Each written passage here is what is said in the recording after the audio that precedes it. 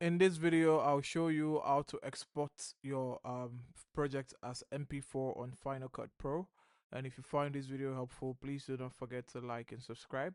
Now, the first thing I'd like you to do is to load up the project that you want to export. And once you're done loading up the project and you're sure of the final thing, what you're going to do is you're going to go to the far right where you see the share button. You're going to click on it and you're going to export file. And once you click on export file, what we want to do is we want to come to settings. Now in the settings, under the format, what we want to choose is computer. We want to go, there's a mastering header, there's a publishing header.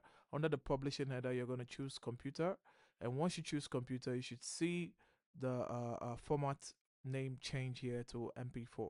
It's also advisable to choose the H.264 single pass or the multi-pass um, settings for your MP4 video, and you can choose your resolution that you prefer here.